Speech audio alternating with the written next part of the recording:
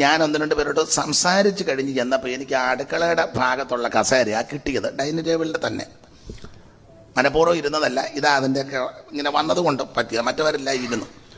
അപ്പോൾ അവിടെ ഇരിക്കുന്നത് കൊണ്ട് അടുക്കളയിൽ പറയുന്നത് പെട്ടെന്ന് കേൾക്കാൻ പോയിരുന്നതല്ല, സാഹചര്യം ഇതാ. പേരും സ്ഥലമൊന്നും ഞാൻ പറയുന്നില്ല. അപ്പോൾ ഈ പാസ്റ്ററുടെ ഭാര്യ വലിയ കേമിയാണ്. അവർ പാസ്റ്ററോട് പറയുന്നു, അടുക്കളയിൽ പറയുന്നത് എനിക്ക് കേൾക്കാം, പതുക്കെയാ പറയുന്നെങ്കിൽ അവിടെ ഇരിക്കുന്നതുകൊണ്ട് കേൾക്കാം, എന്നെ ദൈവം കൊണ്ടിരുത്തിയതാണ്. അവർ പറഞ്ഞു ഇവനെല്ലാം വെച്ച് വിളമ്പാനൊന്നും എന്നെ കൊണ്ട് പിന്നെ അതിൻ്റെ ദീനമാണോ.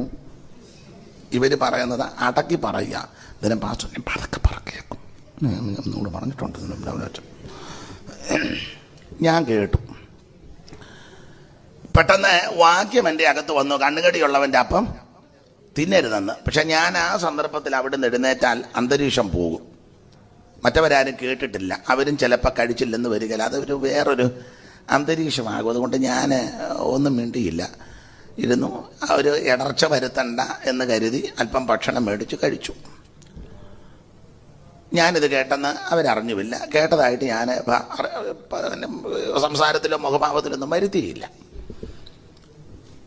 യോഗമെല്ലാം കഴിഞ്ഞപ്പം, ഭക്ഷണം കഴിച്ചു കഴിഞ്ഞപ്പം അമ്മാമ്മ ഇച്ചിരി കഴിഞ്ഞ് വന്നിട്ട് പ്രൈസ് ദി ലോർഡ് ദൈവദാസന്മാരെ, ഞാനും പറഞ്ഞു സ്തോത്രം.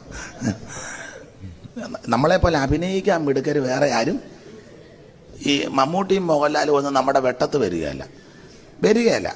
അവർക്കൊക്കെ എഴുതി കൊടുക്കണം. എന്തുവാ അതിന് പറയുന്നേ, ഡയലോഗൊക്കെ കൊടുത്തെങ്കിൽ അതവർ പഠിച്ചു വെച്ചാൽ നമുക്ക് ഒന്നും എഴുതി തരണ്ട, അന്നേരം ഇനി വരുവാ.